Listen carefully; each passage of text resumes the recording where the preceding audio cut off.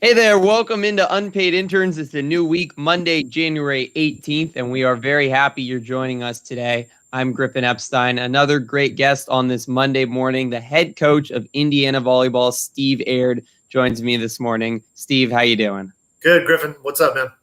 It's really good to have you on, and I know your season is starting up on Friday. It's been obviously such a long time since your team has hit the court against an actual opponent. How you just feeling with when you know a match, two matches on Friday and Saturday? Yeah, feel good. I think we're hoping we get to the finish line. Obviously, it's about making sure both teams are healthy and both teams have what they need to be able to go on Friday. So we've got a call at 1 o'clock today with the Big Ten. I'll get on a call tomorrow with Nebraska, make sure they're ready to roll and get on a plane on Thursday. And then, we'll hopefully play two matches this weekend. That sounds awesome. And one thing that's been really interesting, talk to multiple coaches and athletes, especially as a lot of these Olympic sports are starting up in these next couple months, is the unique training scenarios both the athletes and the teams have had to gone through over the course of the pandemic. Can you just take us through what the different training routines and different situations have looked like for your team really since everything shut down last March? Sure. Well, we'll take you back to the summer. I think that's a good place to start. So the kids got back on campus in July, started some basic training stuff with our strength coach, and we didn't get in the gym with them until August. We trained for a couple days, then everything shut down. So they had shut down the Big Ten, and IU made a decision that we were going to be able to keep up training and keep the kids here, although most of the classes, if not all of them, were virtual. So that's what we did. We trained when we could. We had plenty of stops. There's two different kind of chunks of hours. There's a 20-hour week and an 8-hour week, depending on NCAA rules. So some weeks were a little bit better than others. But for the most part, any time we had with this group was great. They were really grateful for the opportunity to train, and it was amazing as a staff to see them. We're doing daily testing now, so we do it 6 times a week. Basically 8 o'clock in the morning, we roll over to assembly, get tested, come back in. But it's funny because it's the first time I've actually seen any of these kids' faces, especially the freshmen, the 8 freshmen. We hadn't seen their face. They've always been in a mask, so they're starting to train a little bit without the mask, and then when they're off, they put the mask back on, similar to what you've seen with men's and women's basketball on TV. So when you're on the sideline, you're masked up, and when they're in training, they can take the mask off. And of course, the staff, we have a mask on the whole time. So listen, our fingers are crossed. We just want to make, number one, I'm trying to, keep everyone healthy. We're about to travel soon in the next few weeks too. So being healthy is the priority. And then if we're lucky enough to play matches, I think any match we can play is going to be a bonus. And there's so many challenges for so many people during this time, specifically with your team and training over the last couple months. What's been the biggest challenges to get ready for the season? I just think it's consistency of who's in the gym and who's available. I think it's consistency of, we're so young, Griffin. We've got 8 freshmen on the roster. We have 4 more coming in the fall. And because of the COVID rules, we'll have 12 freshmen on the roster, which is very, very unusual, as you can imagine. And certainly not, it's not what you would want in terms of balance, but it is what I want in terms of talent and character. And it's kind of year one. I've told other people, I feel like we're in the start of this Olympic quad where this is really the start line. I mean, the last couple of years, we've been 500-ish. We've had some great wins, and obviously recruiting and fans and support and everything has gone crazy. But if we're talking about the product on the floor, I think it's right at the beginning of what's going to be a pretty special 3 or 4 years. I know many people in Bloomington looking forward to it. One player I wanted to talk about who's certainly been special for you over the last couple of years, Brianna Edwards, really had a great season last year. What makes her such a special player, and what's on her shoulders going into this year, especially when you have such a young roster? Well, it starts with her being a special person. She's just a really good human being. And I believe whether it's a business or, running a restaurant or a hotel, if you've got great people, you got a chance to have success. She comes early, stays late, works hard. Very, very easy person to be around. Obviously had a great experience with the national team program before things shut down with COVID.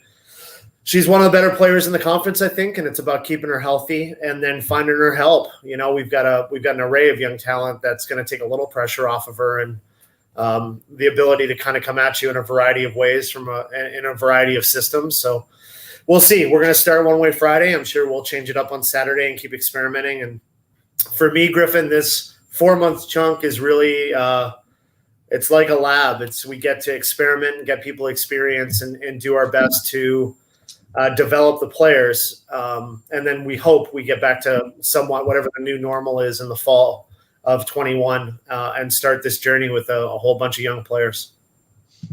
You mentioned the freshman class, 8 freshmen on this team. It's the highest recruiting class ever in Indiana volleyball history. So certainly historic there, a lot of talent. But what is maybe the dynamic that you have over half your players, first-year players on the team, as you said, very unusual? Yeah, and again, they lost their club season. So usually they play a club season before the summer. They get here in July. They're taking classes. The strength coach is getting them stronger. They have this whole pool of experience to work from before they get here. And none of that was on the table. So they didn't have an 18s year in club, didn't really have a summer. We had a fractured fall. I think so much. And we don't have a preseason. That's another huge thing is you don't have any matches that you can start to figure your team out and figure out what's going to work and what's not before you hit conference. We're going to be punched in the face by a pretty good Nebraska team match 1. And for a young group, I think it's great. I think it's they're going to learn real quick what it's like in the conference. And we expect Nebraska to have been really well prepared and well coached, and they've got elite athletes, and I'm excited. For those freshmen, obviously has to be challenging kind of coming onto campus, very, unique scenario, not a normal college experience. How much have you had conversations with them about stuff like their mental health and dealing with certainly a unique experience for all college students right now? Yeah, I think it's the pros and cons, right? I think they've gone through as hard an 8-month stretch as anyone because of isolation. Obviously, they have in their head what college was going to be like, so they show up and it's the exact opposite. A lot of time alone, a lot of time in dorms, a lot of unknowns. Are we going to be allowed to this? When am I going to be able to see my family? So it's been hard. I think for a lot of the young players, it's been hard. On the flip side of that, Griffin, I think they're part of a family here with a team. They got a great support system with their teammates, with the staff. Obviously, not as much as we have traditionally. Like, we love having them over to the house, and my wife loves to cook for them and hang out with our kids and really kind of spend time together. That's been off the table. But they're at a place getting a world-class education. They get tested all the time. They've got really good people around them. IU has done an unbelievable job of trying to keep people healthy. So they're lucky. And I remind them of that all the time. If you spend a lot of your time being grateful, it's really hard to be depressed or upset. And so we try to just think about how lucky we are to be in the position that we're in and to have the support that we have. You mentioned playing Nebraska. You're going to open your season with them on Friday night and then play another game on Saturday.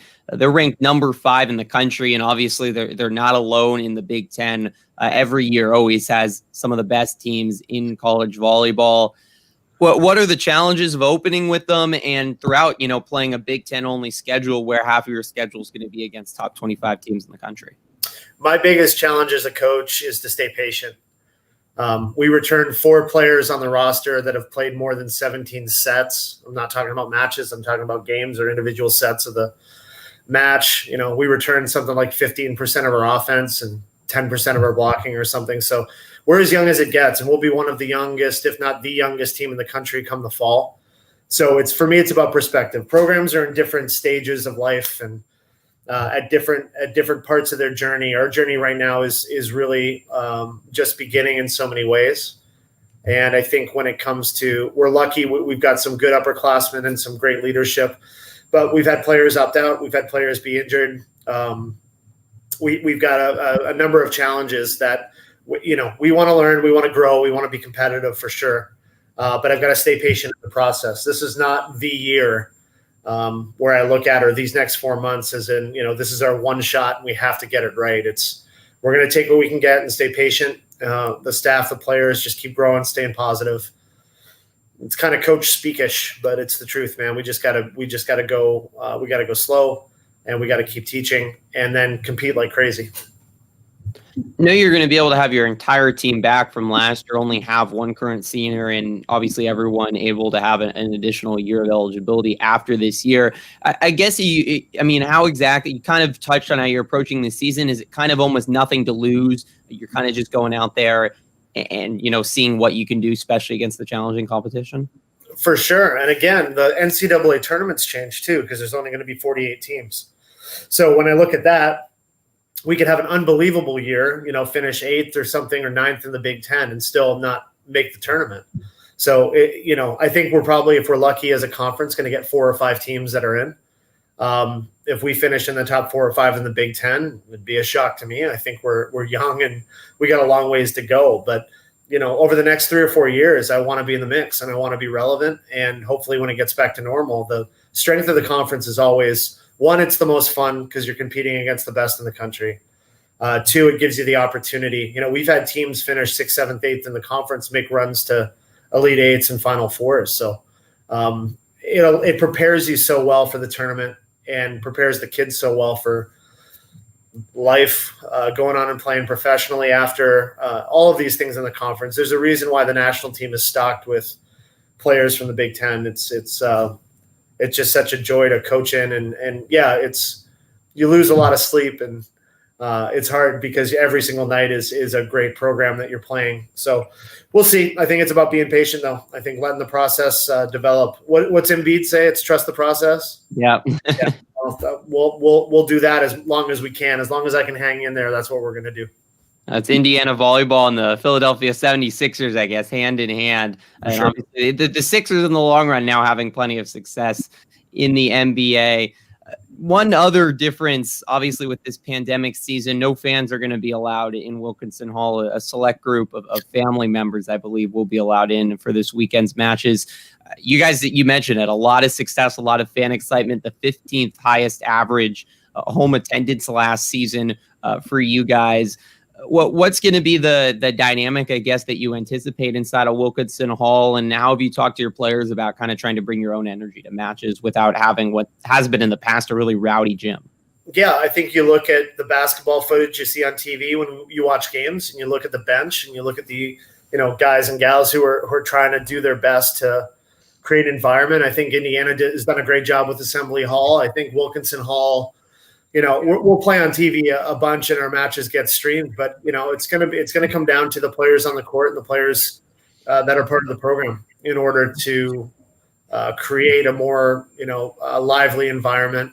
We'll have music like we always do, so the warm up will be great, and we'll play music in between points. It'll feel like a big time event, and getting to play an exceptional opponent out of the gate. I think after the first weekend, we'll all know a lot more.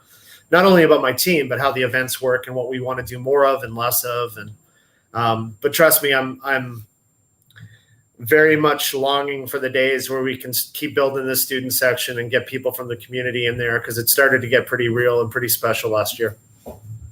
I think we're all certainly hoping for that, and all sports fans can return to the stands soon. We've talked a little bit about 8 freshmen.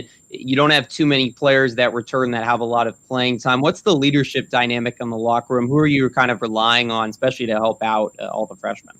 Right. Well, we have 3 captains of the roster. So Bree, we've already mentioned, and I think her play and her development as a human is awesome. She's getting there. Emily Fitzner, I named a captain as a freshman in her freshman year, 7th semester. She just has she's kind of got an it factor about her that she plays hard, she does all the right stuff, and she's easy to be around. Probably unfair to name a freshman captain, but she's going to grow into it, and that's going to be great long term. And then Brooke, who's a senior setter who transferred from Dayton. She was an All-American as a junior. She's a very mature person. She's a great teammate.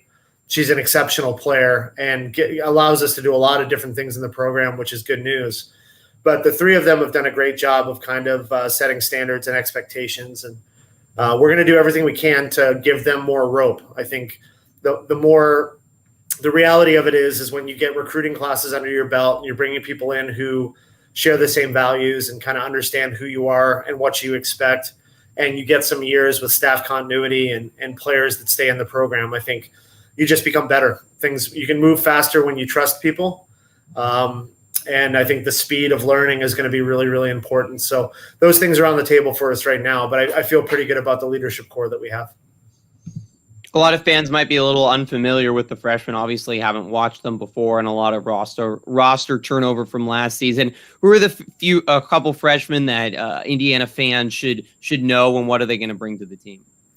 Well, the good news about all 8 of them is they all do things to help, and they all have certain skills that I think, especially long-term, are really going to help the program, not only with success on the court, but with depth. And they do great academically, good people, hardworking. A couple that'll jump off the page, obviously. Tommy from Las Vegas is she's got elite talent. I think she's going to have a really big year as long as she stays healthy, and she's learning how to do the little things right now to become a great teammate and be in good shape and take care of herself. And so that's that. Layla Blackwell, I think, is going to become one of the better middle blockers in the conference. There's some amazing ones right now, so she's got a ways to go, but she's got a good engine. She's all of 6'4", really long, laterally really good, and understands the game. She's been well trained before she got here. Morgan Geddes is a really exciting prospect for us. Athletically, she's pretty special. She just needs experience, and she's her own toughest critic. So she's very, very, she's just a young player that wants to do so well and wants to please so many people. She's just got to chill out and let just go play. So we're excited to see how it goes. I'm sure there'll be some ups and downs, but long term she'll be great. And the list goes on, Griffin. I think it's a great class, and accolades are accolades, but at the end of the day, it's about what they do when they get here and how they work every single day to become the best version of themselves. And we're here to support them in that journey.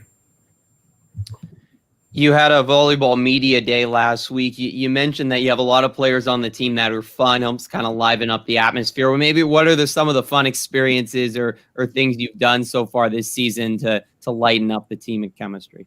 Well, one of my favorite quotes is from my mentor who coaches at Penn State, and he said, "I love to recruit kids with character, but you also need characters."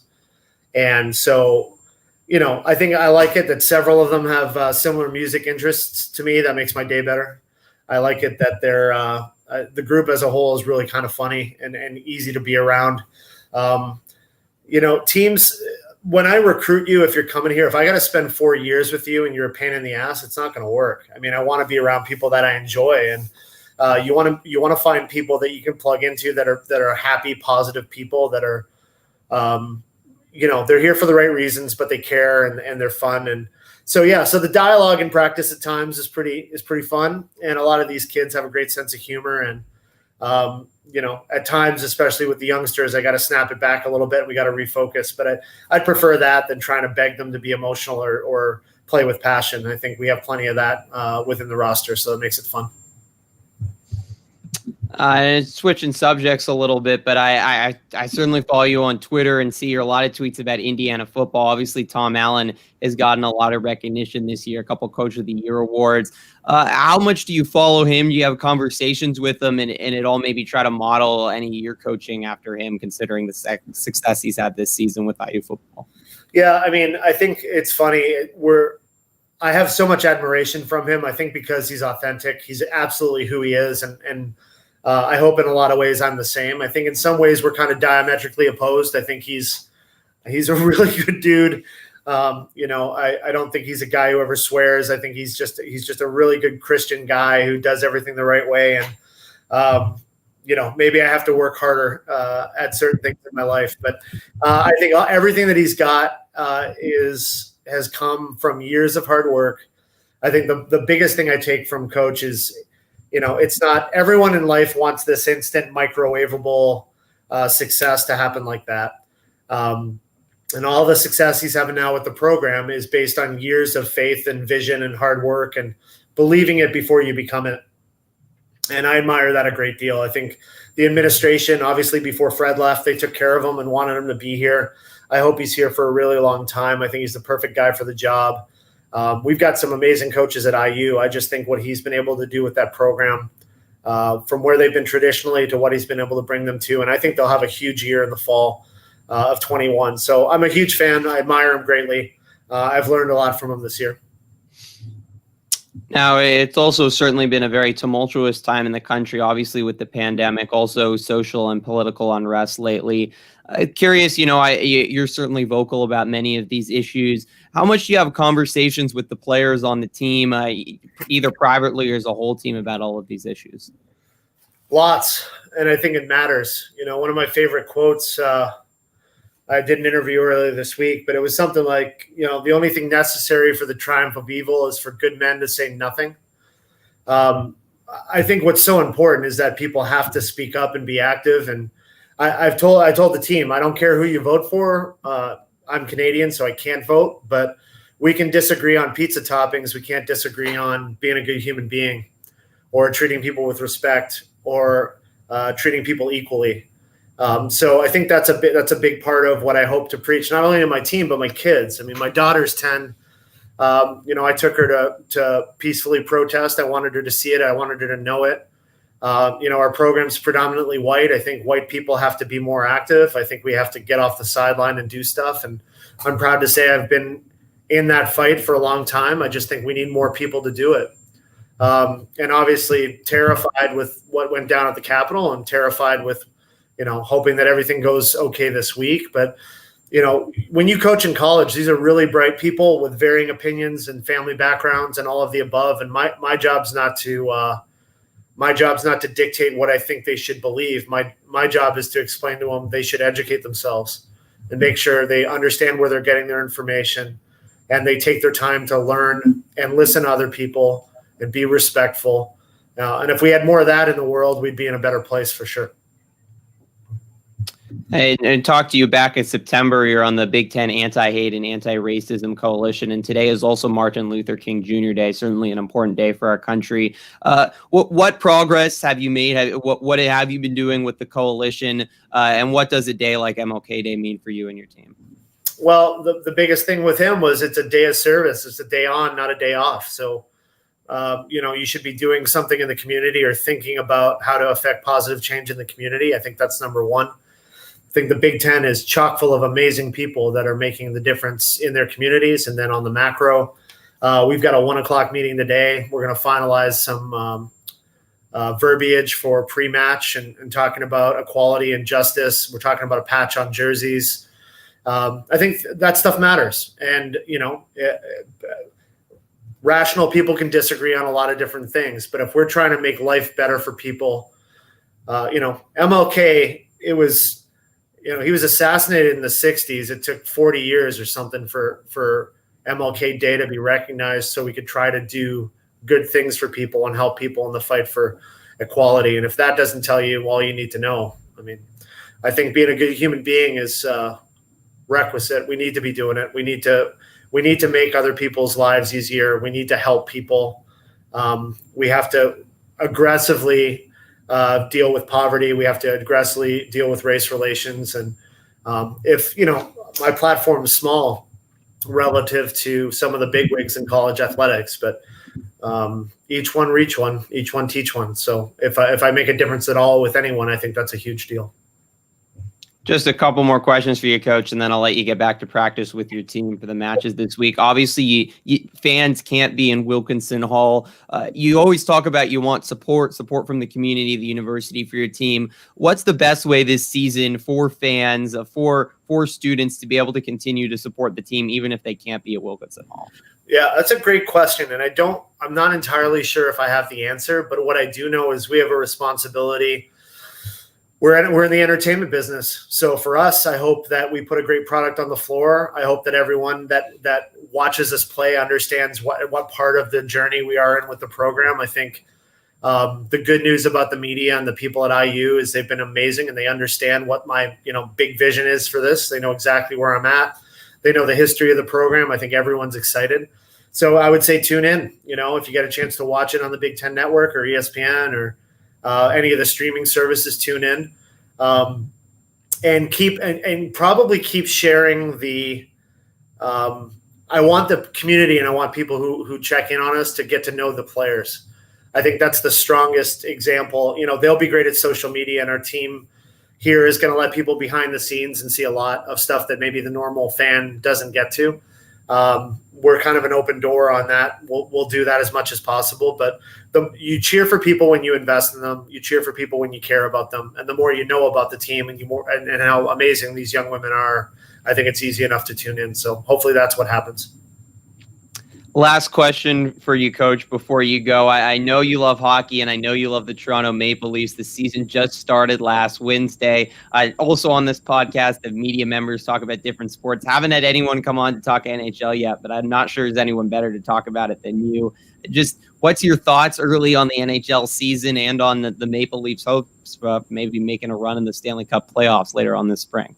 Yeah, great question. And when you get a panel together, I want to hop on and let's go deep on this. But I certainly will. Yeah, I hope they stay healthy. That's number one with all of the guys who are playing. And obviously, you know that the Canadian teams are playing in a North Division where we play the Canadian teams. We're going to play Montreal 10 times. We're in Winnipeg tonight. We'll be in Edmonton tomorrow. It's an interesting mix as a team. We've got some elite young stars, and we've brought back some players who are veterans who I think in time are going to figure it out. They didn't have a preseason either. So their opening night game against Montreal was a challenge to watch, but they found a way. I thought we were bad at Ottawa and then better at Ottawa on Saturday, and I'm excited to watch them tonight at 7:00. And I mean, if you look at Vegas, they like Colorado a lot. I think Toronto's in the mix as one of the teams they think could win the division and win the Stanley Cup. And it's been since 1967. So my dad immigrated from Glasgow in Scotland. My mom from Cork in Ireland. My dad came over in 67, which was the last year the Leafs won. And we need to hurry up and get back there. I just think it would be fun. And judging how crazy the world is right now, they're going to end up winning and we won't have a parade. And Canadians are too respectful to be out and about. So it'll be interesting to see if we do win, if we have a virtual parade, or hopefully people are vaccinated and we get one step closer to new normal. But yeah, I'm a diehard fan and I can talk hockey for hours. So you tell me, man, I'm down. That sounds like a great idea. I think if my memory serves me correct, you got some Toronto Maple Leafs cardboard cutouts at Memorial Stadium. I think I saw those on Twitter, and I saw the Maple Leafs Twitter. I enjoyed seeing the Maple Leaf support in Bloomington. Yeah, they had. I mean, that video had about 60,000 views. It was cool, and I got a lot of notes from back home, which was awesome, including the general manager of the Maple Leafs and people. Wow. It's cool. It's turned into some cool conversations. The spoiler alert is those cutouts are right behind my bench, and they are the only cutouts in the whole building in Wilkinson. So okay, that maybe just channeling a little positive energy, but it'll certainly look weird on TV that you got about 8 hockey players behind our bench. But guess what? I'm the head coach. I get to put stuff places. That's my move, and we'll see if we're terrible the whole year. The cutouts will be moving on. Okay. Well, best of luck to your Maple Leafs, and also best of luck to your team. Really excited to watch them this weekend against Nebraska for the first time. I don't think we have a TV time just yet, but I know Friday evening and Saturday evening, Indiana will take on Nebraska, number 5 team in the country, and those will be streamed. And a season all the way through early April. Really looking forward to watching your team, and really appreciate you coming on today, Coach. Thanks, man. You do a great job. Keep it rolling. And if you ever need me to come back and talk about, some skating, we'll do that. I will take you up on your offer. We're going to find a way to do that. Maybe after the season's done a little bit later in the spring. Cool. Thanks, man. All the best. Thanks so much, Coach. That will do it today for Unpaid Interns. Hope you enjoyed today's episode with the head coach of Indiana Volleyball, Steve Aird. As always, if you missed this episode or any of our past Unpaid Interns episodes, you can always go on the IU Sports Media YouTube page or Twitter page to watch them. If you prefer to listen to the podcast, you can listen to them on Spreaker, Apple Podcasts, or wherever else you get your podcasts. That does it for today's episode of Unpaid Interns. For head coach Steve Aird, I'm Griffin Epstein. We'll talk to you again on Wednesday.